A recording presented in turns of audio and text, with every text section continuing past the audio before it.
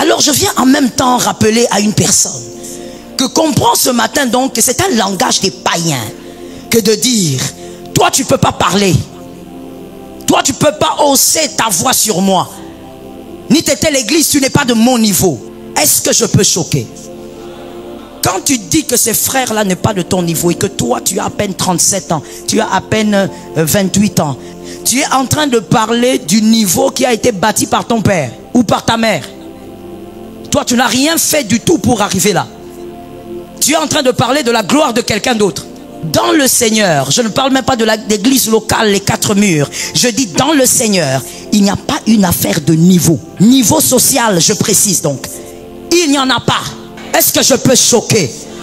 Lui, il est domestique, il travaille pour sa famille, il gagne l'argent honnêtement. Toi, ton papa était voleur ici à la banque. Il a volé, il vous a habillé avec l'argent du vol.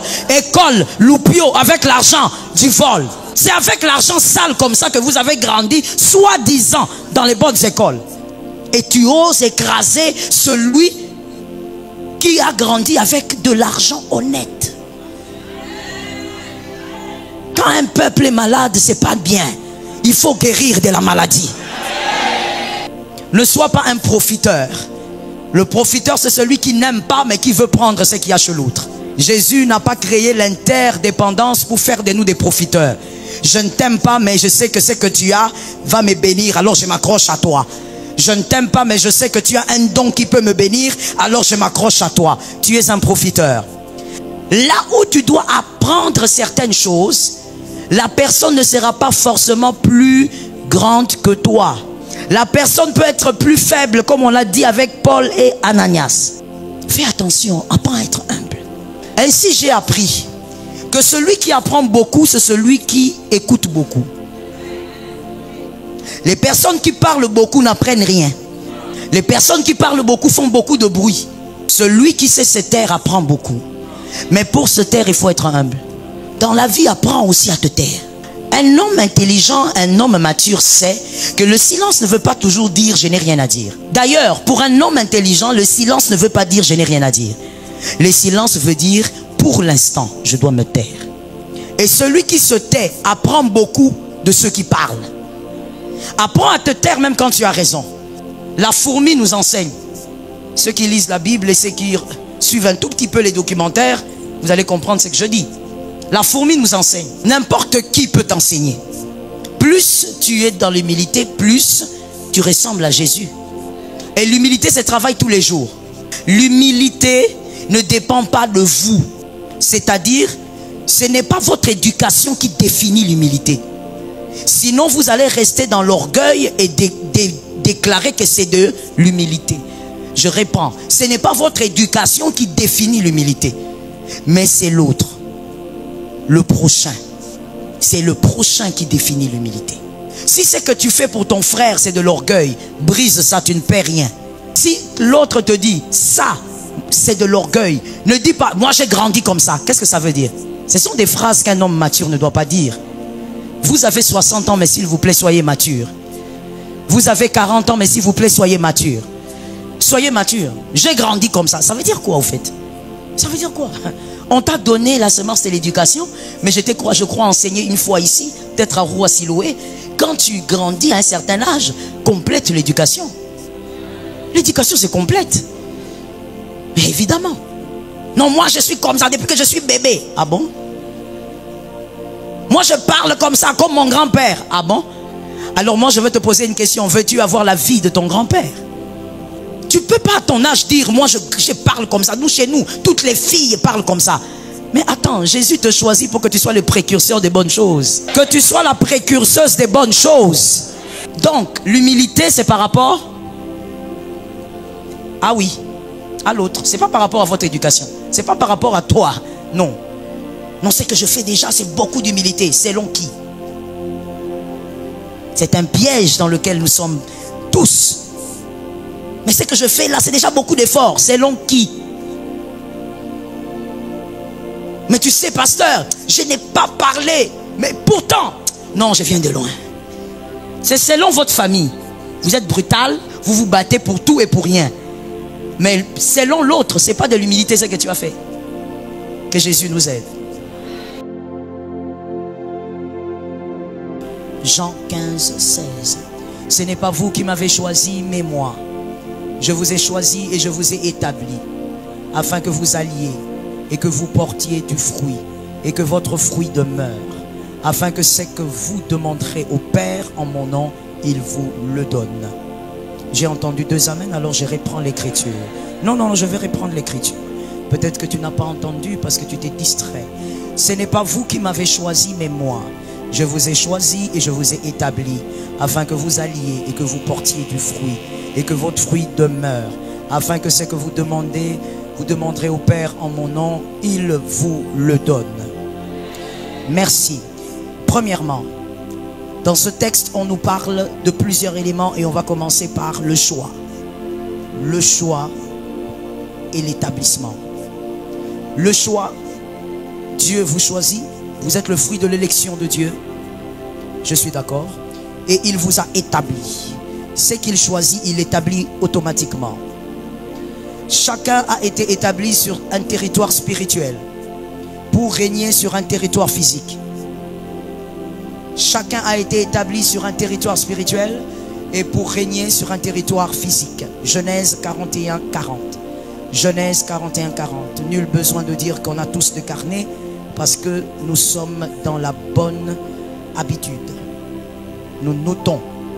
C'est une école. Genèse 41, 40. Je t'établis sur ma maison. C'est le pharaon qui parle à Joseph. Et tout mon peuple obéira à tes ordres. Le trône seul m'élèvera au-dessus de toi.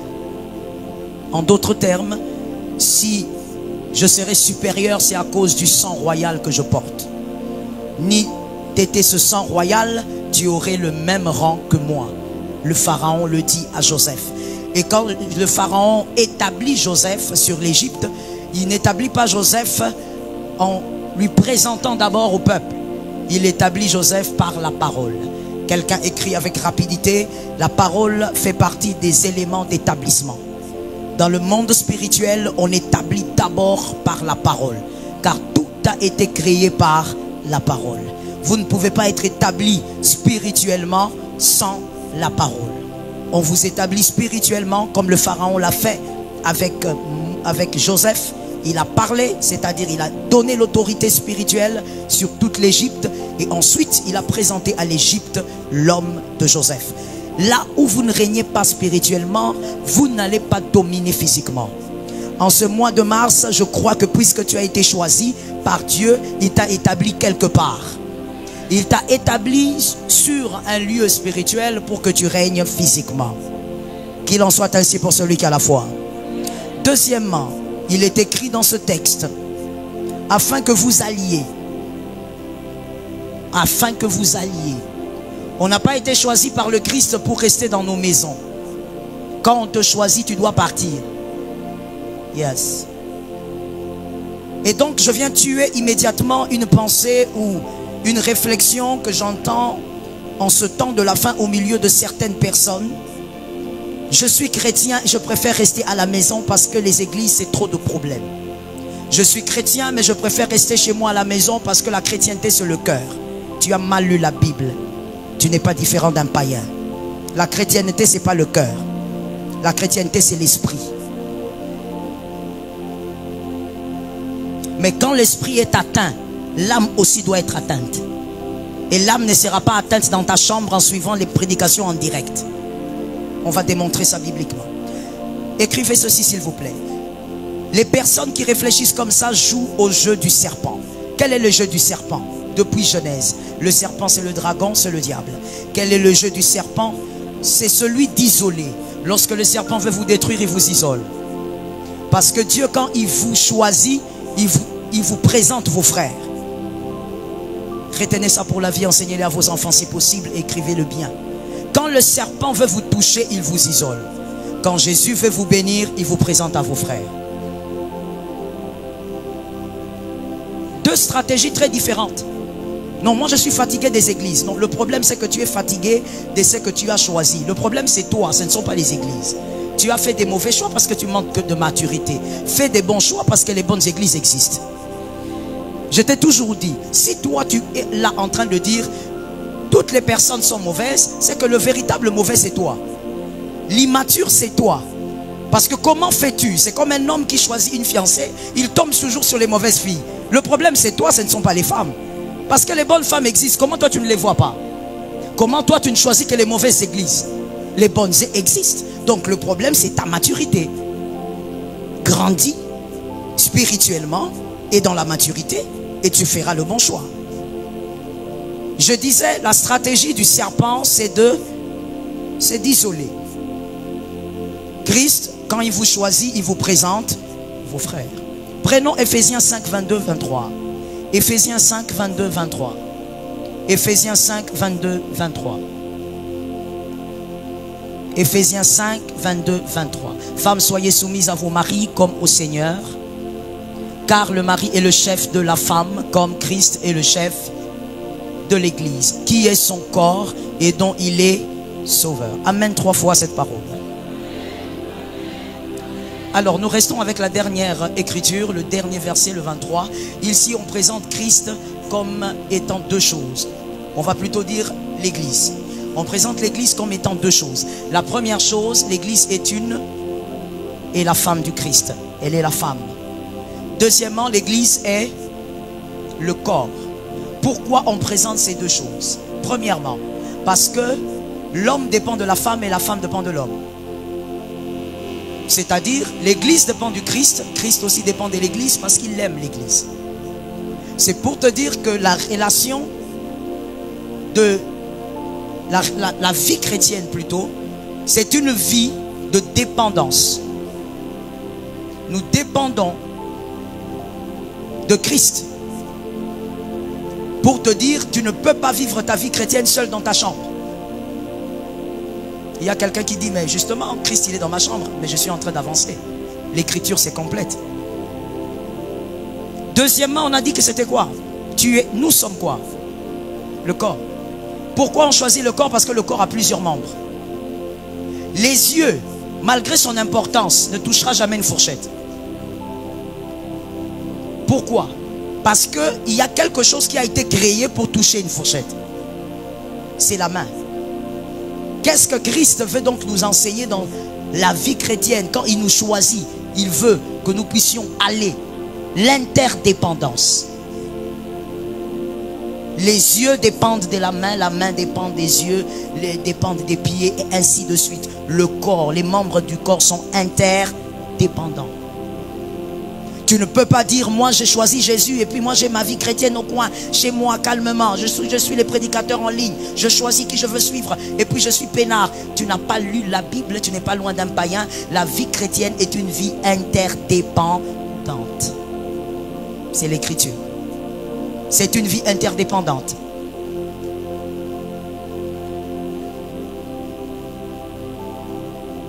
Voilà pourquoi vous verrez ceci. Matthieu 3, 13, 15. Matthieu 3, 13, 15. Matthieu 3, 13, 15. Vous verrez aussi Acte 9, 17.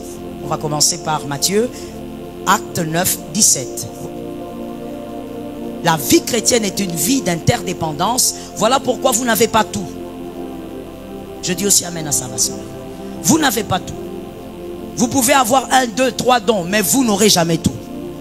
Et vous avez besoin de l'autre qui a le don que vous n'avez pas. Car le don n'est pas pour soi-même, le don est pour les frères. C'est pourquoi Dieu ne t'a pas tout donné. Qui t'a dit?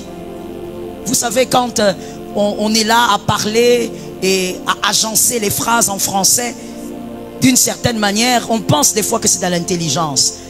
L'intelligence, c'est plus que ça. Au lieu de dire des choses que tu as entendues, sois intelligent et lis la Bible. Non, moi je préfère rester chez moi. La chrétienté, c'est dans le cœur. Tu racontes des choses au fait qui humilient ton intelligence. Je répète ça. Tu dis des choses qui humilient ton intelligence. Tu ne peux pas dire ça. Lis la Bible. La stratégie de Dieu est de mettre les gens ensemble. Je veux mieux le dire. La stratégie de Dieu pour les enfants de Dieu, c'est de créer une famille. Voilà pourquoi au commencement, Dieu a créé une famille. Dieu n'a pas créé simplement un homme. Dieu a créé l'homme et la femme. C'est la famille qui compte pour Dieu. Et quand il fallait que cette famille chute, c'est le serpent qui a intervenu. Quelqu'un me dit le serpent. Mais le serpent est intervenu avec quelle stratégie? L'isolement. À chaque fois que tu sens le besoin de t'isoler, excusez-moi, mais écoutez-moi bien, parce qu'il faut l'équilibre. Je ne parle pas de la solitude, je parle de l'isolement. La solitude est importante dans la destinée. Apprendre à rester seul et à réfléchir. Mais je parle de l'isolement. À chaque fois que tu t'isoles, parce que les gens t'ont déçu, parce que tu es blessé, parce que tu ne supportes plus certaines présences humaines, tu dois savoir que le serpent devient ton conseiller. Lorsque les hommes vous blessent, le grand berger recommande la réconciliation. Il ne recommande pas l'isolement. Dis à ton frère, ce qui a commencé dans ta vie, c'est le serpent. Non, il ne faut pas croire qu'il n'en a pas besoin. Tu ne connais pas sa vie. Vous l'avez dit? Dites-le ici. Ils n'ont même pas suivi. Dis à ton voisin, ce qui a commencé dans ta vie, c'est le serpent. Je veux m'isoler parce qu'on m'a trop blessé. Si on t'a trop blessé, tu dois guérir. Oh, let me tell you, let me say it this way. Les héros n'aiment pas la victimisation. C'est-à-dire à un moment donné, ils ont mal parce que quelque chose de mal est arrivé, mais ils se relèvent. Les héros n'aiment pas la position des victimes. Oh, il faut avoir pitié de moi, j'ai été ceci, il faut avoir... Les héros n'aiment pas ça. Je veux mieux le dire, les héros ne se nourrissent pas de la pitié. Il y a des gens dans cette salle, vous vous nourrissez toujours de la pitié. Quand les gens ont pitié de toi, tu te sens bien. Tu veux attirer l'attention des gens par la pitié. Et ça veut dire que tu es un grand blessé. Et tu n'as jamais guéri de tes blessures. Tu attires l'attention des gens par ta douleur. Pour que tout le monde te demande comment tu vas, il faut que tu présentes le visage de quelqu'un qui est malade. Tu sais que tu as des blessures en amont qui n'ont jamais guéri. Jésus t'a choisi pour que tu ailles. Que tu n'ailles pas voir des animaux, que tu ailles voir tes frères. Que tu ailles voir les païens. On ne reste pas dans la chambre quand on est enfant de Dieu. Je ne sais pas si tu as compris cette phrase, mais je vais mieux le dire pour qu'il n'y ait pas ambiguïté. On ne s'enferme pas en disant, je n'irai pas à l'église, moi je suis dans mon coin, j'ai déjà Jésus. Tu lis mal la Bible, c'est du paganisme.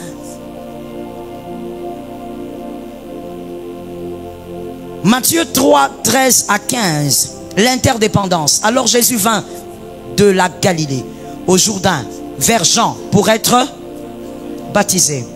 Jésus est Dieu, oui ou non? Il a voulu qu'un homme baptise. Il a voulu que son cousin fasse le baptême. Et Jean, la Bible révèle que Jean avait refusé. Il a dit, tu es plus grand que moi. Tu ne peux pas me baptiser. Je ne peux pas te baptiser plus tôt. Jésus lui dit, laisse faire l'écriture. L'interdépendance. Jésus lui-même t'a montré l'exemple. Toi tu dis, moi je ne veux pas. C'est trop des problèmes là-bas. Let me talk. Lorsque tu fuis, tu évites les problèmes au milieu des hommes, c'est que tu es trop faible. Je suis désolé de te le dire de manière crue, mais il faut que je le dise comme ça. Tu es faible. Tu dois t'endurcir. Ouais. La vie ici, là, sur terre, parce qu'on n'est pas encore au ciel, c'est pour les vaillants. C'est pour les combattants. Ceux qui se battent et qui arrivent à vaincre. Ceux qui affrontent les choses comme des buffles. Tu dois t'endurcir. Non, je ne supporte pas les problèmes. Mais comment tu vas faire alors pour t'améliorer? Comment tu vas faire pour acquérir des nouvelles choses? Parce qu'en réalité, je l'ai dit, tu n'as pas tout. Il y a des choses que tu dois avoir, Dieu l'a mis à l'intérieur de ton voisin qui est là. Mais pour l'avoir, tu dois chercher ça justement. L'interdépendance. Il vous a choisi pour vivre dans l'interdépendance. Non, moi je ne le supporte pas. Pourquoi tu ne le supportes pas? C'est que c'est toi qui as un problème. Travaille ton cœur. Et qui t'a dit d'ailleurs que toi tu es appelé à vivre pour supporter tout le monde? On ne t'a pas demandé de supporter tout le monde. On t'a demandé d'aimer tout le monde. Est-ce que quelqu'un m'entend bien? Je vais aller plus loin pour les intelligents. Tu peux vivre avec quelqu'un sans le supporter. Mais tu vis avec même pendant 12 ans. Quelqu'un va me dire, c'est quoi alors? C'est la maturité. C'est simple. Juste la maturité. La maturité comprend qu'elle ne peut pas tout prendre dans une relation. La maturité comprend aussi que dans une relation, elle ne peut pas tout contrôler. La maturité comprend aussi que dans une relation, on peut ne pas être d'accord, mais on cède la main.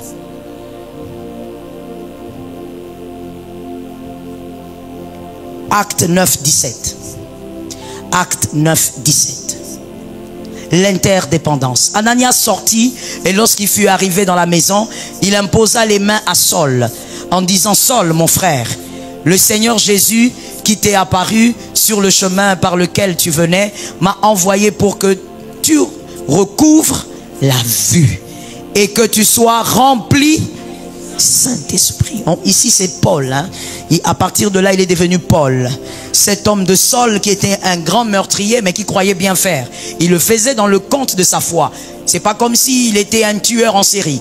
Il le faisait dans le compte de sa foi en croyant bien faire.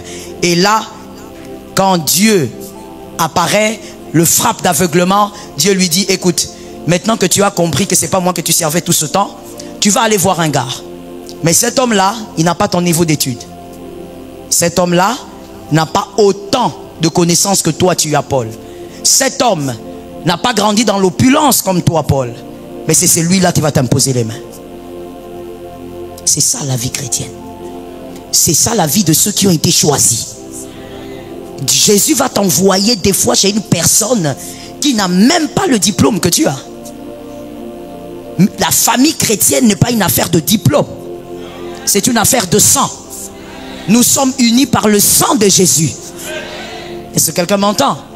Ton frère biologique, tu ne l'aimes pas parce qu'il a fait des études. Tu aimes ton frère biologique parce que c'est une affaire de sang. Tu aimes ton frère congolais parce que c'est une affaire de sang. C'est tout. Que ça soit une maman qui n'arrive même pas à parler lingala parce qu'elle est au Bas-Congo, elle a vécu au Bas-Congo toute sa vie. Tu l'aimes, c'est ta soeur. Tu la trouves en problème, tu l'aides. Yeah. Parce que c'est une affaire de sang. Paul est là, aveugle. God is just amazing. Paul est aveugle, un homme très intelligent, un homme qui avait tout ce qu'il était à son époque. Il est aveugle, il entend Dieu lui dire quelqu'un va lui imposer les mains pour qu'il voie. Mais il ne sait pas de qui il s'agit. Peut-être qu'en l'intérieur de lui, il se disait, c'est un homme spécial, aussi intelligent que lui, érudit que lui. Quand il ouvre les yeux, il trouve un petit monsieur là qui ne ressemble à rien. Il regarde, il dit, c'est vraiment cet homme-là qui m'a imposé les mains et tout a changé dans ma vie. Christ voulait apprendre à Paul que la vie chrétienne est une vie d'interdépendance. Alors je viens en même temps rappeler à une personne que comprend ce matin donc que c'est un langage des païens que de dire, toi tu ne peux pas parler, toi tu ne peux pas hausser ta voix sur moi, ni t'étais l'église, tu n'es pas de mon niveau. De quoi tu parles? Let me talk. De quoi tu parles? Est-ce que je peux choquer? Je posais la question, tu as peur? Est-ce que je peux choquer? Quand tu dis que ces frères-là n'est pas de ton niveau et que toi tu as à peine 37 ans, tu as à peine 28 ans, tu parles de la... My goodness. Tu es en train de parler du niveau qui a été bâti par ton père ou par ta mère. Toi tu n'as rien fait du tout pour arriver là. Tu es en train de parler de la gloire de quelqu'un d'autre. Dans le Seigneur, je ne parle même pas de l'église locale, les 4 murs. Je dis dans le Seigneur, il n'y a pas une affaire de niveau. Niveau social, je précise donc. Il n'y en a pas. Je n'entends pas les amens. Je sens qu'il y a beaucoup de gens qui ont grandi avec... c'est pas encore parti, malgré que tu es enfant de Dieu. Il n'y a pas de niveau social. Celui qui est là est ton frère. Maintenant, je comprends pourquoi quand je dis à ton frère, il y a des gens qui ne tournent même pas la tête. Tu as l'impression que celui qui est à tes côtés là, il pouvait être votre domestique. Mais où est le problème? Être domestique, c'est noble. Il travaille pour sa famille. Est-ce que je peux choquer? Lui, il est domestique, il travaille pour sa famille, il gagne l'argent honnêtement. Toi, ton papa était voleur ici à la banque. Il a volé, il vous a habillé avec l'argent du vol. École, loupio, avec l'argent du vol.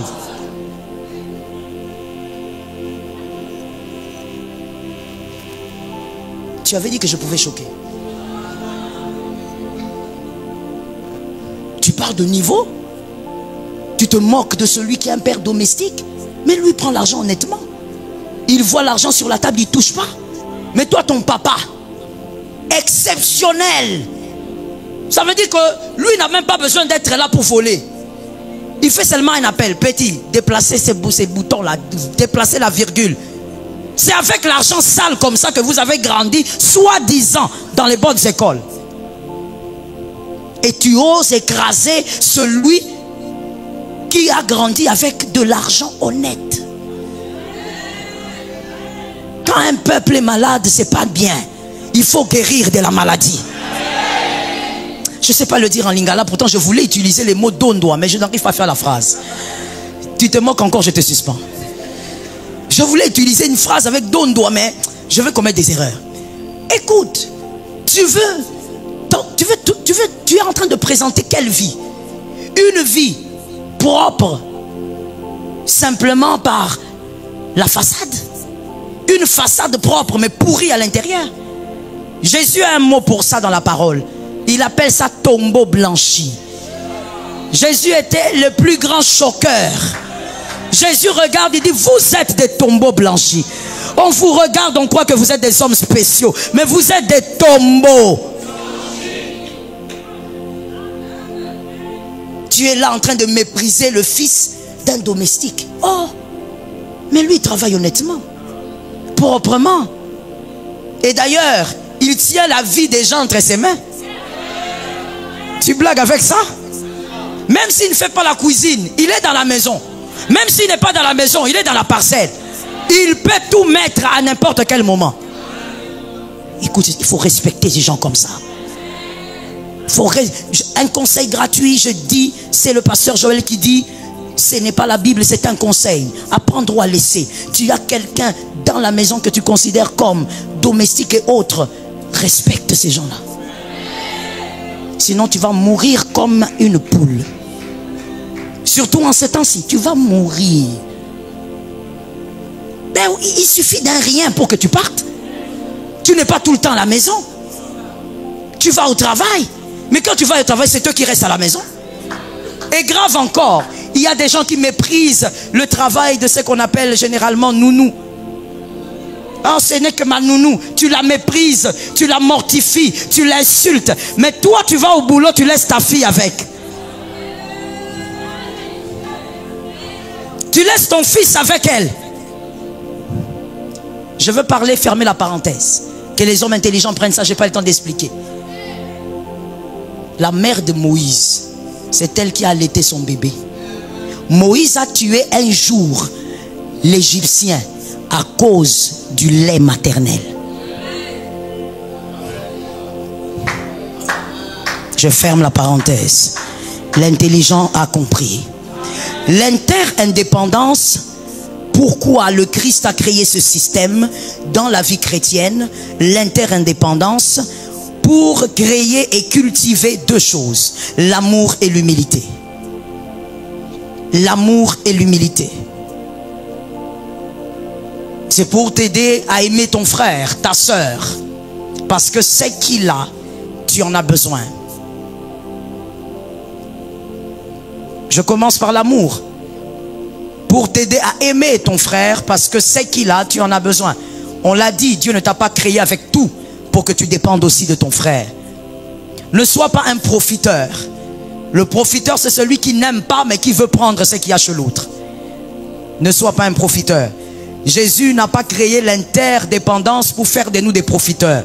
Je ne t'aime pas, mais je sais que ce que tu as va me bénir, alors je m'accroche à toi. Je ne t'aime pas, mais je sais que tu as un don qui peut me bénir, alors je m'accroche à toi. Tu es un profiteur. Alors écrivez s'il vous plaît. Voici le sort des profiteurs. Tout profiteur ne prendra que ce qui est fragile. Peu importe la chose. Tout profiteur ne prendra que ce qui est fragile dans sa substance et même dans le temps. Donc dans sa durée.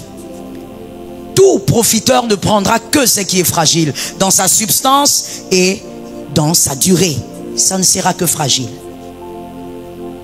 Tu ne le sais pas, tu crois que tu as pris, mais ce que tu as pris est très fragile.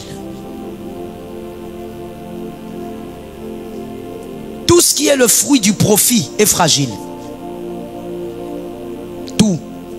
Tout ce qui est le fruit du profit est fragile. Mais tout ce qui est donné par amour est solide. C'est pourquoi Dieu veut que tu aimes d'abord ton frère. Parce que votre relation d'amour va permettre que tu reçoives des choses solides.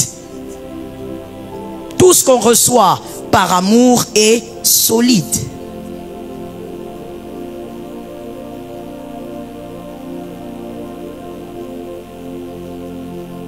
Il y a aussi des choses à savoir, donc pour ceux qui écrivent, on est à la ligne. Il y a également des choses qui ne se donnent que par la porte d'amour. Tu peux être hypocrite, tu n'auras jamais ça. Tu peux faire semblant, la chose ne t'atteindra jamais. Parce que la chose ne respecte qu'une loi. La loi qu'on appelle amour. Tu peux mentir à celui auprès de qui tu veux arracher la chose. La personne peut être manipulée, mais tu n'auras jamais certaines choses par profit. Il y a des choses qui ne respectent que la loi de l'amour. Quelqu'un me pose la question, quelles sont ces choses? Je te donne seulement deux à cause du temps. Premièrement, les dons spirituels. Je peux t'imposer la main, tu ne recevras rien si tu ne m'aimes pas. C'est comme ça. C'est comme ça. Les dons spirituels. Deuxièmement, la bénédiction. Comme on vient de déclarer ce matin, la bénédiction du mois de mars. Ce sont les paroles qui sortent et qui localisent l'amour. On a un témoin biblique, Isaac. Tu amènes la nourriture, je me réjouis, je te bénis. Là où il n'y a pas d'amour, la bénédiction ne plane pas. La personne peut libérer des paroles, ça sera pour toi comme des infos à la radio. Yes. Retiens ça. Ça ne se libère que là où il y a un courant d'amour. Au point où je peux ne même pas parler, je t'impose seulement la main. Mais l'amour que tu as pour moi et que moi j'ai pour toi te donne ce que je n'ai pas dit. Yes. C'est comme ça. Et ces deux choses, il y a d'autres aussi, mais ces deux choses ne respectent que la loi de l'amour. Tu ne peux pas manipuler quelqu'un pour avoir ça. Tu ne peux pas faire semblant être hypocrite, ça va te refouler. Moi, je ne saurais pas, le porteur ne saura pas, mais le Saint-Esprit et les démons savent que tu n'as rien reçu. Je t'ai imposé la main du 1er au 31 décembre, même les démons savent que celui-ci, vide. Comme il n'y a pas l'amour, le couloir n'existe pas. Est-ce que quelqu'un m'entend? Que Jésus te sauve. Sors d'une vie de profit. L'interdépendance, ce n'est pas le profit. C'est plutôt l'amour. En dehors de l'amour, l'interdépendance crée quoi? L'humilité. Regardez ce que Jésus a fait. C'est beaucoup d'humilité. Aller vers une créature pour être baptisé, c'est de l'humilité. Il a fait subir aussi à Paul l'exercice de l'humilité. Il faut être humble pour apprendre chez l'autre. Oui. Let me talk to you. Là où tu dois apprendre certaines choses, celui qui va te l'apprendre ne sera pas forcément plus grand que toi. Est-ce que quelqu'un d'intelligent me comprend? C'est important de comprendre là. Je suis presque à la fin du message d'aujourd'hui. Là où tu dois apprendre certaines choses, la personne ne sera pas forcément plus grande que toi. La personne peut être plus faible, comme on l'a dit avec Paul et Ananias. Et dans beaucoup d'autres domaines. Fais attention, apprends à être humble. Ainsi j'ai appris que celui qui apprend beaucoup, c'est celui qui écoute beaucoup. Les personnes qui parlent beaucoup n'apprennent rien.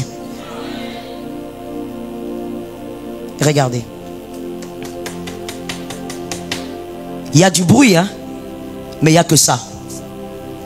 Les personnes qui parlent beaucoup font beaucoup de bruit, mais n'apprennent pas grand-chose.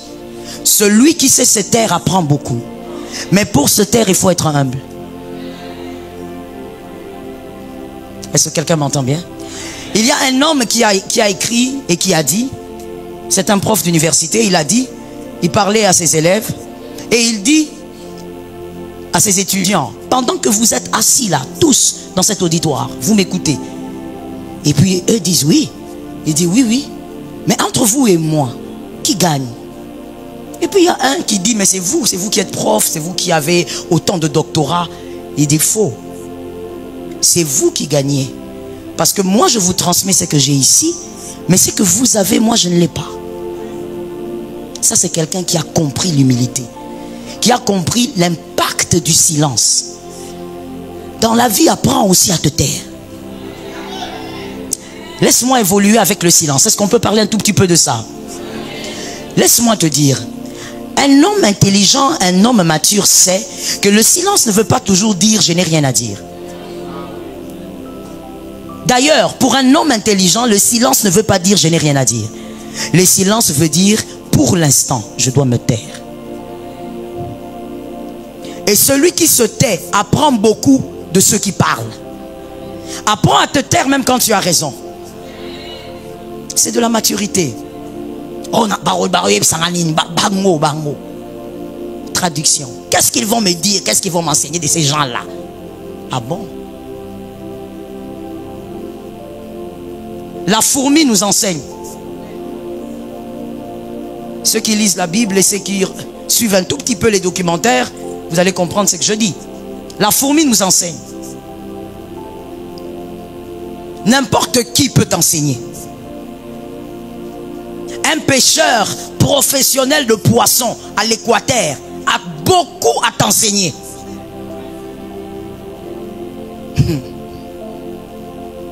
Il a beaucoup à t'enseigner. Surtout vous. Les jeunes gens. On te prend, on te met là-bas, tu te noies. Vous, en ce temps ici, vous êtes seulement sur TikTok. Nager, tu ne connais pas. À ton âge.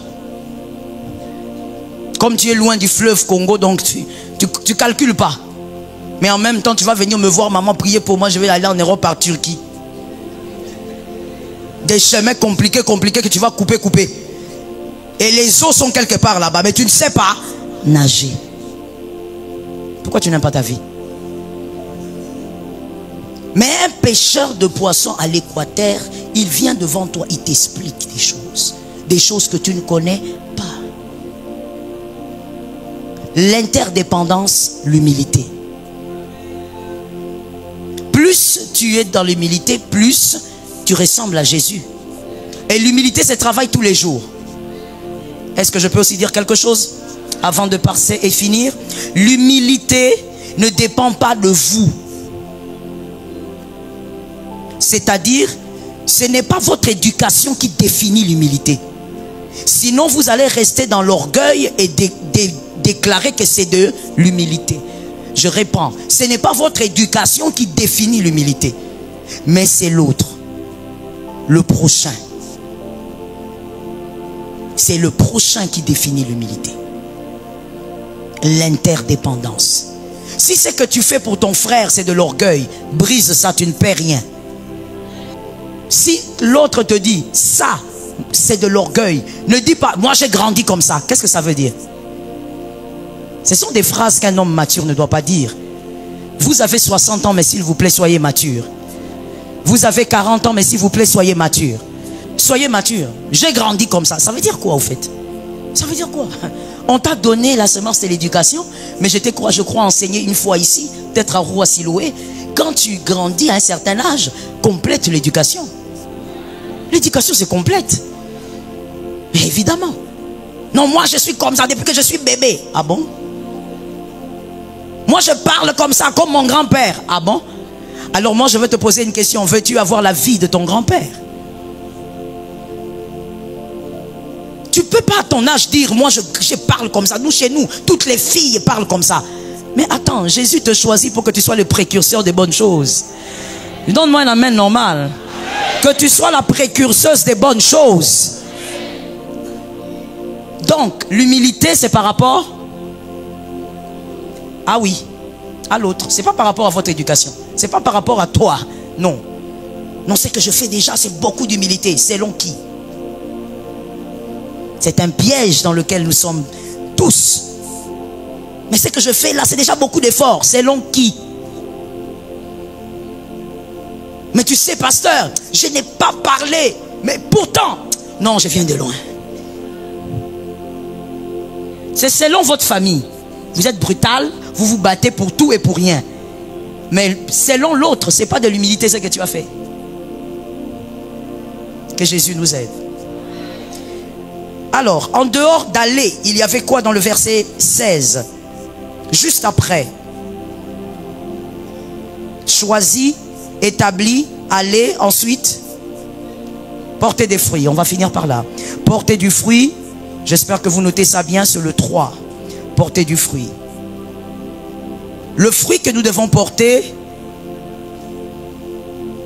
après l'élection ont 2 rôles majeurs à jouer. Ces fruits ont 2 rôles majeurs à jouer. Premier rôle que nous allons voir aujourd'hui, l'autre par la grâce le dimanche prochain. Le premier rôle que ces fruits doivent jouer. Matthieu 3, 8. Produisez donc du fruit digne de la repentance. Le fruit digne de la repentance. Écrivons s'il vous plaît. Ce que tu dis est moins important que ce que tu es. Ce que tu dis. Et ça c'est très bien que les personnes qui savent, qu'elles parlent beaucoup, qu'elles écrivent ça bien. Parce qu'il faut se connaître dans la vie, n'est-ce pas? Oui, si tu parles beaucoup, tu sais que toi, tu parles beaucoup. Il faut bien écrire ça. En rouge. Oui. Ce que tu dis est moins important que ce que tu es. Ce que vous êtes, les fruits que vous manifestez révèlent qui vous a impacté.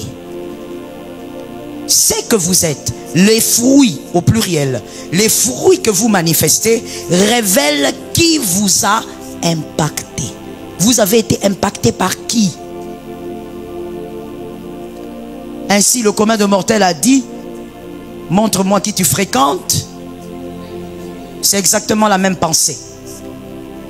Les fruits que vous manifestez révèlent qui vous a impacté. Est-ce que vous avez été impacté par Jésus? Il ne faut pas le dire, les fruits vont parler. C'est si simple que ça. Non, moi je suis enfant de Dieu depuis 1982. On n'a pas besoin de ça. Les fruits vont parler. Est-ce que quelqu'un m'entend bien? Le titre ne donne pas le fruit. Dans certaines assemblées locales à Kinshasa, il y a les systèmes des présidents. Un jour, quelqu'un va venir nous dire ici, moi aussi je vais devenir rebelle. Je vous dis la vérité. Parce que le nom là, dans les églises, président de ceci, président de la jeunesse, président de l'intercession. C'est pas dans la Bible, hein? Je ne sais pas si vous savez. C'est pas biblique. S'il faut rentrer vers le fondement des apôtres, ce n'est pas écrit. Parce que quelque part, ça tue l'humilité. Quand on te donne une responsabilité dans une église locale, écoute-moi, le pasteur Joël te dit quelque chose qui correspond aux Écritures. Quand on te donne une responsabilité dans une église locale, on te prend, on te met en dessous de tes frères. Tu deviens l'esclave de tes frères. C'est pourquoi ce matin, quand je te prêche, tu ne sais pas si je suis en bonne santé ou pas. C'est pas parce que je parle au micro que je suis forcément en bonne santé. Mais je suis l'esclave de ta vie. Pourquoi? Parce qu'on m'a donné une charge et une responsabilité. Cet amen est un peu diminué, mais tu peux faire mieux. Quand on te prend, on dit responsable de la jeunesse. On t'a mis en dessous de tous les jeunes. Ils ont le droit de t'écraser. Ils ont le droit de te mépriser. Ils ont le droit de ne pas écouter à des moments. Parce que c'est ça un responsable. Le responsable est celui qui porte les autres sur ses épaules. Un amen normal pourra m'aider. Mais je sens qu'il y a beaucoup d'orgueilleux. Voilà pourquoi l'amen est un peu rare. Cette chose-là crée l'orgueil. Présidente des sociales. Tu crois vraiment que c'est Fachi qui t'a placé? Tu te sens vraiment dans le way. Dès que quelqu'un ne te salue pas, moi, la présidente. Je ne sais pas d'où ça vient ces choses. Ça n'a rien à voir avec les Écritures. Le fondement des apôtres, c'est pas ça. Tu es mon frère, j'ai des responsabilités et je te porte. Voilà pourquoi quand même tu fais deux semaines, tu ne viens pas à l'église. Je ne veux pas chez vous commencer à crier chez vous. Je ne viens pas chez vous commencer à dire, mais toi tu es comment? Non, je te supporte. Des fois même quand je te demande pourquoi tu ne viens pas, tu me donnes des raisons. En tant que pasteur, je vois que ces raisons sont ni tête ni queue. Mais je ne te le dirai pas aussi. Pourquoi? Je te supporte. Là où même je ne dois pas te dire Dieu va t'aider. Parce qu'en réalité c'est toi-même qui dois t'aider. Tu dois comprendre vraiment certaines choses. Mais je te dirai seulement que Dieu t'aide. Parce que je dois te supporter. Le responsable dans une église locale n'est pas le chef des autres. Ainsi Jésus a dit, celui qui veut être grand, qu'il soit l'esclave de tous. Qu'il soit le plus petit. Est-ce que quelqu'un m'entend? Tu vas attendre quelqu'un dire, tu me parles comme ça, je suis ton président. Frère, tu nous traumatises pour rien. Tu nous traumatises pour rien. On sort d'ici, le président du quartier vient, je suis le président du quartier. On quitte là-bas, le bourgmestre, je suis le... Ne nous intimide pas, on est fatigué. Il y a trop de pression sur nous, pardon. Surtout en ce moment. Pardon, il faut nous laisser tranquille. Il ne faut pas nous compliquer. Donc moi, depuis que je suis ici, toi là, tu ne me respectes pas. Papa, tu as tes blessures, tu veux guérir tes blessures par un respect forcé dans l'église. Non, guéris de tes blessures à la maison. Ton oncle t'avait blessé, ta tante t'avait blessé. Guéris de ces blessures avec Jésus. Donne-moi un amen, ne fais pas semblant. Oui, tu sais bien que c'est toi, tu es blessé. Tu n'as pas guéri, maintenant tu viens revendiquer le respect que tes parents ne t'ont pas donné. Tu viens revendiquer ça ici. Moi, je suis ton président. D'abord, je suis ton président. Deuxièmement, je suis plus âgé que toi. Oh.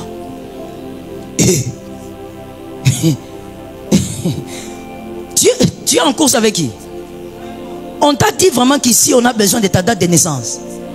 C'est pas ça, mon frère. Le respect ne se réclame pas. Je te l'ai toujours dit, le respect. Mon frère, si tu es respectable, on va te respecter. On va même pas fournir d'efforts. Le respect ne se revendique pas. Comme on voit des fois dans la famille maintenant. Je suis ta maman Koulou, toi. Hein? Maman. Si tu es maman, comporte-toi comme une maman. Et je vais te respecter. C'est tout. Qui a vécu des choses comme la famille paternelle quand elle arrive à la maison? Ça veut dire dès qu'ils arrivent, tout le monde fuit. Et puis ils vous regardent comme des cancrés là. Vous n'avez rien fait, hein? Mais ils vous regardent comme des cancrés là. Et ils vont, ils s'asseyent. Et quand tu viens, bonjour oncle. Tu comprends pas? Ils sont automatiquement fâchés. Ils sont automatiquement en colère. On ne sait pas qu'est-ce qui a rendu. On ne comprend rien.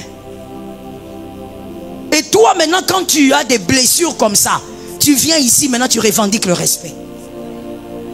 Vous savez, quand quelqu'un est respectable, je vous assure, on respecte. Même par des inconnus, on respecte. Même la personne la plus impolie va voir qu'ici là, il faut que je gère la bouche ici. Sinon je vais aller en enfer pour rien. Je dois gérer ça. Est-ce que tu m'entends bien? Et dans un autre couloir, celui qui ne te le donne pas, mais il est libre, laisse-le tranquille. Est-ce que quelqu'un m'entend bien? Que Jésus l'éduque comme Jésus t'a éduqué. Je dis amen aussi à ça. Les fruits révèlent votre identité. C'est pourquoi Jésus dit, je vous choisis. Mais il faut porter des fruits. Pas un seul, plusieurs. C'est par les fruits que vous allez manifester qu'on saura que vous êtes enfant de Dieu. On fera la différence avec les païens. Les fruits, le caractère. C'est ça les fruits. Le caractère. Il est difficile de truquer l'attitude. Et même si vous y arrivez pendant un moment, vous ne pourrez pas le faire tout le temps. L'attitude ne se truque pas. Tu peux le faire pendant un temps, une semaine, 2 semaines. Mais même dans les 1 semaine là, les hommes intelligents existent. On verra que là, tu es en train de truquer l'attitude. L'attitude, on ne truque pas. C'est pourquoi Jésus a préféré que tu sois localisé par les fruits. Avec les fruits que tu vas manifester, on saura quelle est ton identité spirituelle. Nul besoin de dire je suis enfant de Dieu. On saura que tu es enfant de Dieu. Jean 15, 8. Jean 15, 8. Dans ma version, il est écrit: ce qui manifeste la gloire de mon Père, c'est que vous portiez beaucoup de fruits. Vous serez alors vraiment mes disciples. Je reprends l'écriture. Ce qui manifeste la gloire de mon Père, c'est que vous portiez beaucoup de fruits. Vous serez alors vraiment mes disciples. Quelqu'un a dit Amen. Ce sont les fruits que vous portez qui révèlent que vous êtes disciples de Jésus. Je bénis ton Amen. Et avant même, il y a la première phrase qui dit: ce qui manifeste quoi? La gloire de qui? Est-ce que vous pouvez bien le dire, s'il vous plaît? Vous êtes à l'église, dites-le avec autorité. Ce qui manifeste la gloire du Père. Ce qui manifeste la gloire de Dieu, ce sont tes fruits. C'est pas ta voiture. C'est pas ta maison. Je veux encore tuer quelque chose pour ceux qui peuvent se connecter à la vérité. Je traduis. Seigneur, agis afin que l'on sache que tu es avec moi.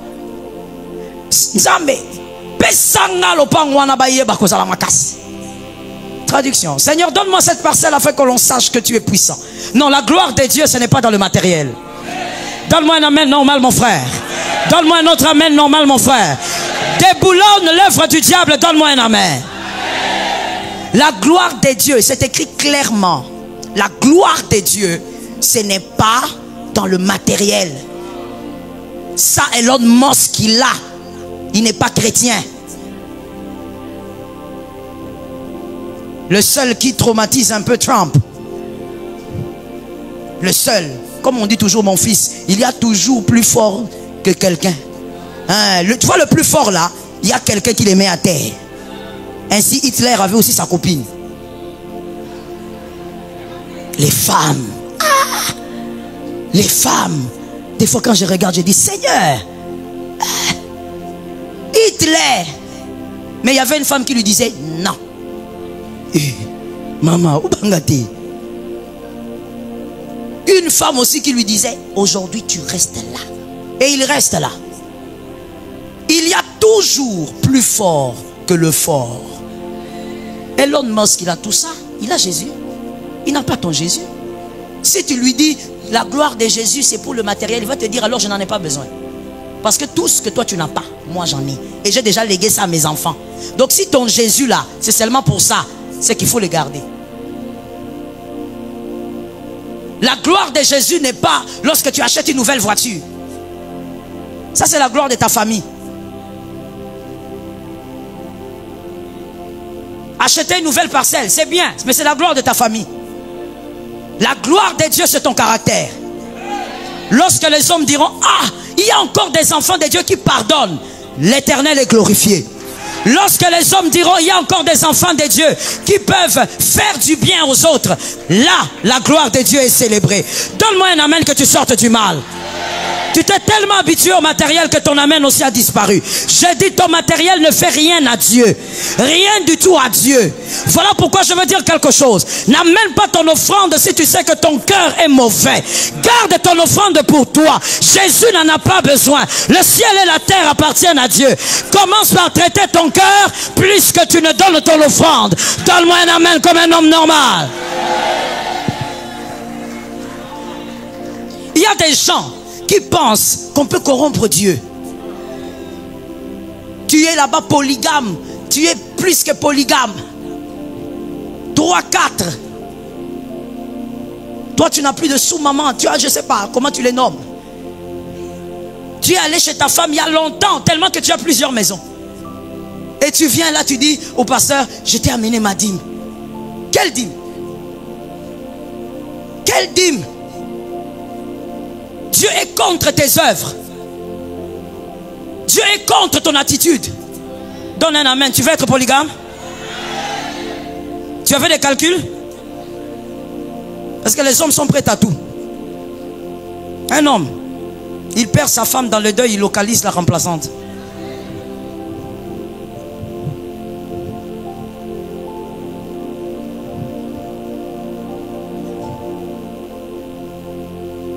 Tu es dans le péché, tu es dans le mal, mais tu viens, tu dis, j'ai ma dîme. Quelle dîme?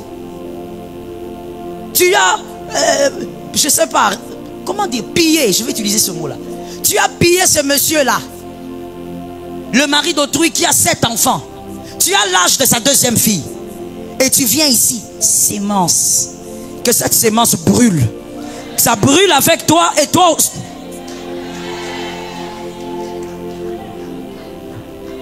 Mon frère, Dieu a commencé à gérer le ciel et la terre avant ta naissance. Ce n'est pas Dieu qu'il faut jouer comme un objet. Dieu ne se laisse pas corrompre. Dieu n'est effrayé par rien.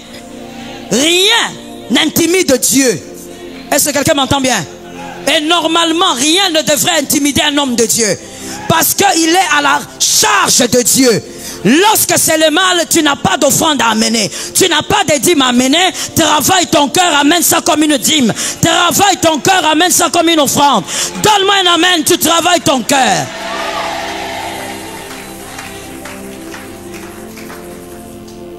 Ton cœur, les fruits, le caractère. C'est en ça qu'on saura. C'est par là que Dieu sera glorifié. Toujours un langage de serpent, mais tu es enfant de Dieu. J'en ai parlé le dimanche passé longuement, je ne veux pas y revenir. Lorsqu'on t'entend parler, on donne le dos. Tu as tout d'une païenne. Tout.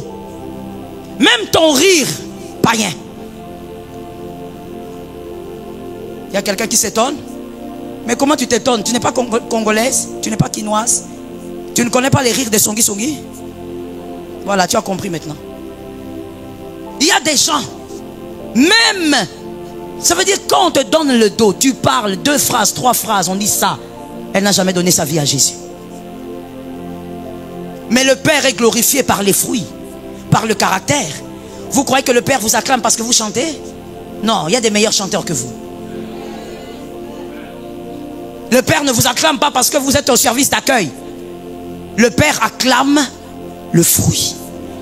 Il est glorifié. En ce temps bizarre, qu'on voie un enfant de Dieu qui est enfant de Dieu, qui vit dans la justice. Et là, comme nous aussi maté. La chose publique qui ne touche pas. Même le 200 francs, il remet.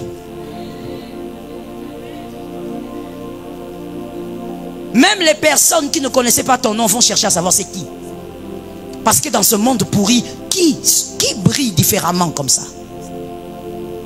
Le caractère. Tu viens à l'église. Pourquoi? Pour que Dieu fasse les choses qu'un homme peut faire. Si c'est pour les visas, le consul peut le faire. Ce sont les choses que les hommes font. Jésus, c'est pour les choses qu'aucun homme ne peut faire. Est-ce que quelqu'un m'entend bien? Tu as trop duré dans l'église. S'il te plaît, travaille un peu les fruits maintenant. Que Jésus nous donne la victoire.